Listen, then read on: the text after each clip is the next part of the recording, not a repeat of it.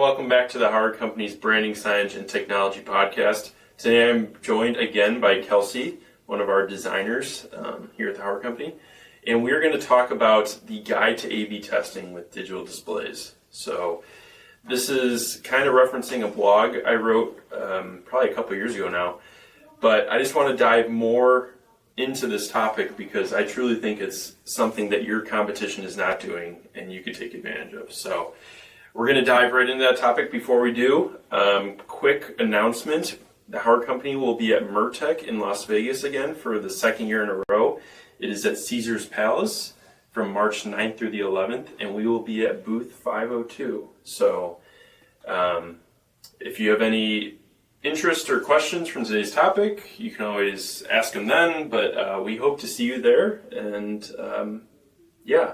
Las Vegas, March. Hopefully it'll be warmer than it is here right now in Wisconsin. So A/B testing. I want to start by just explaining the process of it to the people that don't know and how it could play a role in your business. So when I wrote this blog initially, it was geared towards people that had dual lane drive-through, digital displays, and I'm sure that we can hit on other places where A/B testing can, come in handy. But if we start with that, so A/B testing is you have kind of at least two setups, and you want to make one change to one setup to see if it will have a better impact on your business than what you've been doing. So you would leave one test completely alone, one lane completely alone, and you would make a small adjustment to the other lane. And I say small because you don't want to change too many things at once, because then you won't know what the impact is coming from. To give an example, if I interject, yeah. There are customers that we have that in terms of their product, they do test locations, and so they launch an individual item, just one single, very traceable item, see how it impacts sales, how well that item does, and then they see if it is worth adding to their core menu. But we are talking about this more in a content application. Yeah, and I think there's, while you were saying that, I'm like, people might wonder, why should I be A/B testing? Mm-hmm. Well, you could be launching a new product. You want to see how that actually works out, new LTO. New branding. Yeah. You could be just kind of stagnant with your current drive-through setup, and you're like, how do I get even more out of my drive-through investment that I made, a couple of years ago? We've talked about community engagement, and that's also something people can test, is like how much traction they get just putting different information out there and seeing if it gets any attention or if it's kind of a waste of space. Yeah. I mean, from a marketing perspective, like, the opportunities are endless when it comes to testing. I mean, if you have somebody on marketing with your team, I mean, that's a lot of what they do. Not necessarily in this sense, but, communication with your customers. So a lot of the common ways you could A/B test, I would say, are moving your high margin items around your menu, figuring out, maybe customers are looking at an area of the menu board more than they were currently. And again, we have that heat map that could help with that. Yes, eye movement across the menu. Yeah, which is, I feel like, one of our most underrated tools, because I find it so fascinating to know where people are looking. But the eye tracker and A/B testing in general, like you said, a lot of your competitors are probably not using this. It's an underutilized thing, and it takes time. Like, it's not something you should prioritize over basic operation, but what we're describing is comparing any two sets of data to see what could give you growth in ways you didn't consider prior. Yeah. A couple other options are changing the text color and the space around the text. I don't know, I mean, Kelsey, maybe from your perspective, how much changing small design things like that, yes, those are small changes that we talked about, but how much of an impact do those make? It can have a big impact, actually. I could talk on this for a little bit, because there are some customers that when changing ownership or just kind of trying to freshen their face, there's a lot to be said for how bright colors will draw the eye, but you can absolutely overwhelm a person, print or digital, but especially digital because you have a lot broader of a spectrum of like fully saturated colors to blast at a customer, and the background color of your menu is huge, and even the texture and how contrasting it is to your text. So yes, color and font type seems so arbitrary and straightforward, but it's not. There's a lot of psychology and historical development around typography and what is legible, and being aware of how distracting your background is, or even movement. Digital boards give you the option to have animated backgrounds or elements that are rotating and moving, and that's fantastic. We were comparing digital and static through a lot of our different podcasts, but neither is the right answer. You really need to test and observe and understand what solutions you need in the moment, because just because you can add an animated background doesn't mean it's actually helping sales. You might be keeping people in your drive-thru specifically way too long as they wait for something to come back. Similarly, you can even test which items are easier to prepare in drive-thru. A/B testing could even be your sales in the drive-thru versus indoor. You could compare that by having, as you said, 2 lanes or 2 locations more so that have a different gambit, different menu offered in their drive-thru, and seeing who can realistically accomplish those orders faster, get cars through the system quicker. Yeah. And that doesn't mean you have to sacrifice those items indoor, but you're planning the movement of customers through your lane, the movement of stock and items. You're measuring how quick and easy it is for people to find that information again with the layout and color of your menu. So we're talking about a broad subject. There's literally endless ways to test stuff. But when you're torn, you have the option, especially with digital content and multiple locations, to put out one idea and the other and then compare the two. We also have, this is also a very underutilized technology that we have, but there are additional things you can add to your vehicle loop for vehicle tracking technology to see who are your repeat customers, to kind of compare data on when an LTO was launched or like when there's a promotional period, and to see what kind of traffic behavior you had at that time. That is a bit more set up to your drive-thru. Not every customer utilizes it, but there is some technology out there. It's a little Big Brother energy. It's observing the types of cars that come through, and it does enough facial recognition to understand if there's like a family versus a young couple versus an individual driving. No database of people's information, but at least it can then suggest things like, this vehicle is an SUV with a family, so we are going to promote the family meal combos or the kids meal. It sparks a sense of personality. Customizability, which is a whole extra subject, but that's just yet another realm of data where you are comparing A to B. There's so many different ways, and even going back to our last podcast episode, and I was on a webinar yesterday about different generations and how they interact, and different expectations, different values. How some generations want that personalization. Some could, they just want their food and they can get on their way. How you interact with each person is just different. So now, I was wondering if you could offer some advice for designers who are designing for digital menu boards for the first time. So they're new to the space. Maybe they're coming from static, or they're a brand new restaurant who's just jumping right into digital. What are some things maybe along the lines of A/B testing that, again, maybe it's small tweaks at a time, like you mentioned, don't add all motion at once. Because they heard that, that one of the biggest pros of digital signage is motion. Right. Yeah, it's start with when you have understand what's realistic to have through your drive-through.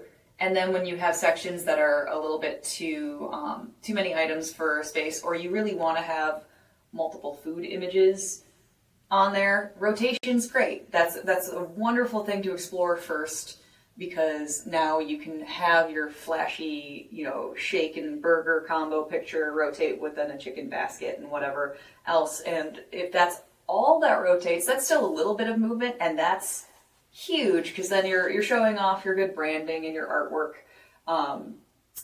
So utilizing rotation is a huge benefit. Being mindful that you're not making absolutely every element go away after 10 seconds and then there's just too much. But similar to that, be mindful of your saturation. Again, you can do a lot more colors because you have basically a bunch of little lights projecting color out to you, so you can get things a lot more saturated than you can in print. Be mindful not to go too crazy with that. And you can do a lot more dayparting. There's a lot of pros to digital. When a customer is new to it, I really suggest just understanding the difference between CMYK and RGB and file setup, resolution, PPI being pixels per inch versus DPI being dots. Understand the size of your board. All of them will be 1920 by 1080 pixels at 72 PPI versus wanting things at 300 DPI for print. There's technical knowledge you should look into first when switching, but also circle back then to your printed items, because if you suddenly have a lot of digital content, it's not like you want to just strip your store of all of the other printed graphics. You've got murals, custom cut stuff, hanging items. You can do the acrylic or vinyl sticking, floor guides or window graphics. You have a ton of really cool printed items that will be you have a lot more freedom to customize the shape of these things and make them a lot more interactive with the space. They fit a lot nicer than a board ever will. A digital monitor, it's always going to look like a screen. You can put a frame on it that does kind of blend it into the aesthetic of the environment well. But I'm staring at a custom cut layered PVC image that's just off screen here. And it looks fantastic. There's a lot of dimension you can get from signage. So if your menus are largely covered by the digital boards for the immediate food information you want to include, make sure that then you use your printed items for the flashier, promotional, dynamic, environmental stuff. Have your mission statement, have your not just limited time promos, but you stand by the quality of your hand battered fries. So you've got a graphic showcasing that. Because then it juxtaposes the digital boards. Yeah. They don't you don't have a bunch of squares all around each other. You've got your clean menu with rotating imagery and really crisp resolution and dayparting for breakfast versus dinner options, and the ability to update your content and your prices super easily, conveniently. And then you surround that also with these fun, dynamic boards. Yeah. When you were talking about print too, we could mention that A/B testing could be done with printed graphics. Correct. It would just be that you'd be ordering 2 sets of printed graphics at once and then figuring out which version works better. Not unrealistic. It's a bit of an investment. Yeah. But depending on how long you're running your test. Yeah, it's more of a time investment, I would say, is just getting things printed and stuff when you can make digital updates on the fly. So especially for customers with many locations to compare across different price tiers. Yeah, true. Or it becomes a rollout. So kind of diving into a lot of the things we mentioned before, what kind of design updates would lead to an increase in sales the most, do you think? And I have some that I kind of thought of as we were talking. But I would say voice AI and OCS, order confirmation, are kind of 2 newer technologies. We've been at least working with various voice AI partners for a few years now, and we've been doing OCS for a while, it seems like. But I feel like still in the industry, they're fairly new concepts. Yeah. But voice AI and OCS, you have them running. You have one of them running in one lane, and have the other either have no OCS, or you're talking to a real life person compared to voice AI, and you can kind of compare the success of the transaction. Are people having to come back inside because something was forgotten versus they were able to read what they ordered on the screen? To interject, that's a great thing to compare with the curiosity of, should I implement this across every location? Because a lot of that technology is best used in tandem, all together. Yep. OCS has been, Yeah, it's more of a piloting thing, I would say, but that's kind of what A/B testing is, because you're not going to A/B test every location. Ideally, you should do it at one location. You should compare the results around the same time frame. Don't compare breakfast hour and dinner hour, because that's two completely different audiences. It is kind of like piloting. In a sense. Because OCS has been really solidified as a tried and true. It is becoming very popular in that those who didn't start with it are implementing it, or at least when they get ready to do a refresh to any location or open new locations, they've been utilizing it. OCS has become a rock in the industry. And voice AI, people have their qualms about AI in general and kiosk ordering, and understandably so. Those things deserve some criticism for hygiene, for clarity, for cost, for dependability. These are the things that develop as technology grows, and they will improve over time. But yeah, implementing it at one location and being like, well, I'll invest in getting this everywhere if it really does help, especially with like the hearing impaired or the visually impaired, and like some of the assistants that spoken, menu ordering can help with, and then also having still a staff on hand that if they need to step in, they can.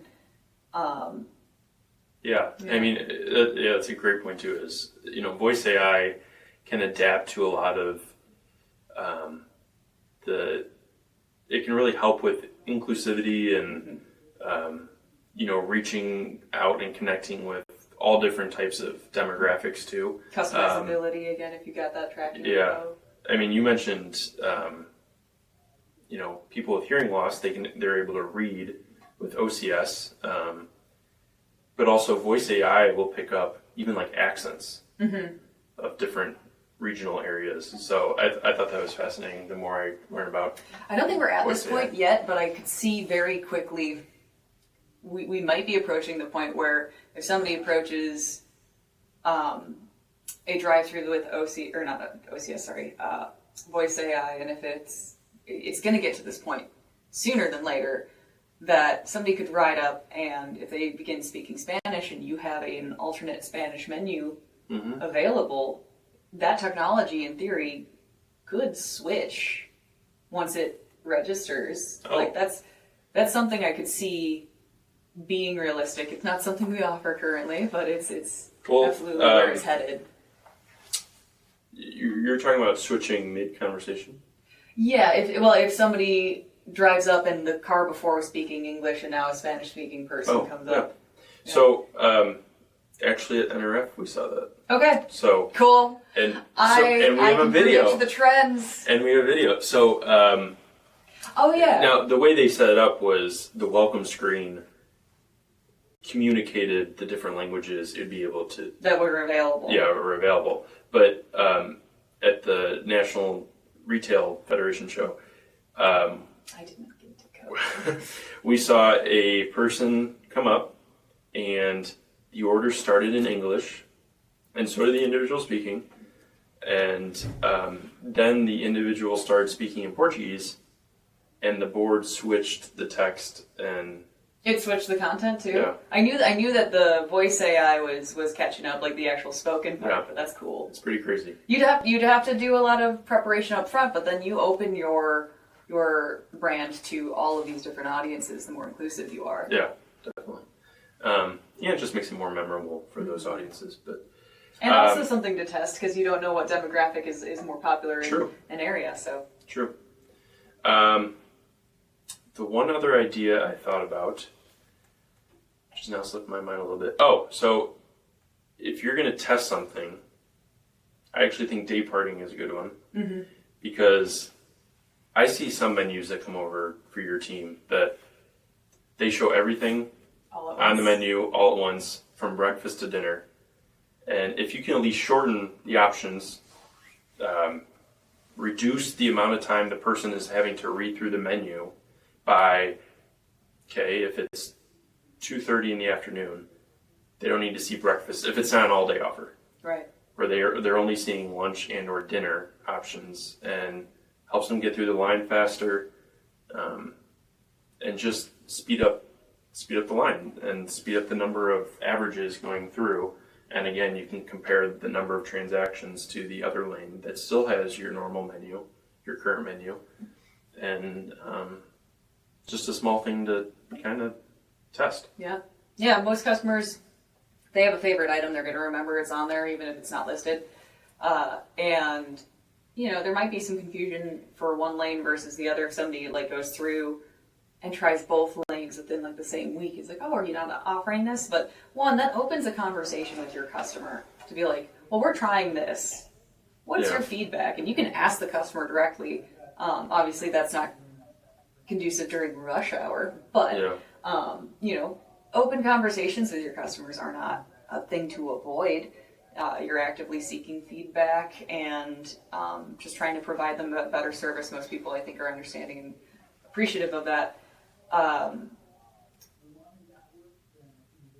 We were saying the limiting your menu. Your customers can get overwhelmed very easily. I personally have some people in my life that I love very dearly that have a very difficult time deciding on things.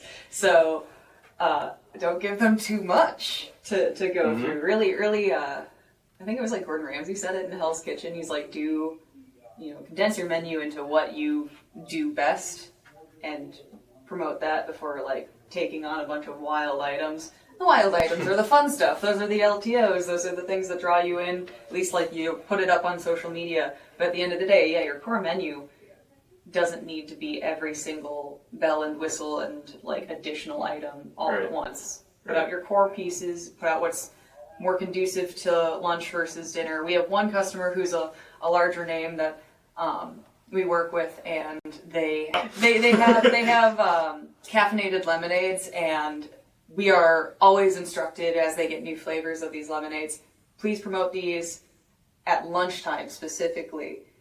Their breakfast hours are about 10:30 or 11, so we put them up there as well, but they don't want them promoted at dinner time. They're still available on their menu, but we take them down at dinner because they're our assumption is most people will want to avoid caffeine in the afternoon, and rather than promoting the lemonades at that time, they're we're going to put up our shakes. Please prioritize our shakes at this time because this is dinner or dessert hour more so than caffeine hour. Interesting. Mm-hmm. Yeah. Well, thank you for joining me. I always love talking to our designers. I feel like I learn so many new ideas and tactics every time. And it's always intriguing because every customer is different and has a different menu and the way they set it up and the different ideas they have. And I get to learn that through each of you. So now on to the fun question, or get to know you question. So here in Wisconsin, it's probably been above zero degrees. I feel 2 weeks ago? A handful of times in the past 3 weeks or so. Yeah. Very cold. So when it's this cold, what are some of the hobbies you have, or what fills up your time when you're not at work? Right. Cooking. I love to cook. My partner loves to cook. We recently moved, so it's actually been kind of nice because we can really dive into cleaning and organizing things.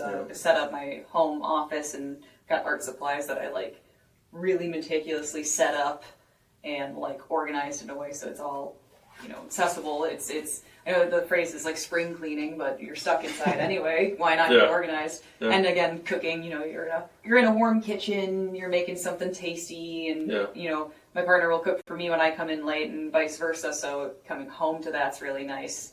And then other than that, a little bit of video games, or just kind of hit the gym and use their sauna to stay warm or something. Yeah. I love board games. I would say that's a pride of mine of just filling up time. What's your favorite board game? It's a tough one, but I can never go wrong with Yahtzee. Okay. Or Kismet. Classic. I've never played Kismet. It's basically the same thing. It's just called something else instead of Yahtzee. It's called Kismet instead of Yahtzee. Branding. But I'm also kind of crazy where I'll still go outside and act like it's... You like going on walks Summer. even when it's crappy out. You're the one to be like, hey, does anybody want to go for a walk? And sometimes it's worth it. I'll go for a walk, go for runs, but bundle up and Your poor lungs. Yeah. But fun. Yeah. And it's hard to do things this time of year. But thank you again. Thank you for watching. And as a reminder, if you have any questions, you can always reach out to us. And MURTEC is coming up in March. We hope to see you there. Stop by and say hello. But we'll see you on the next podcast episode. Thanks.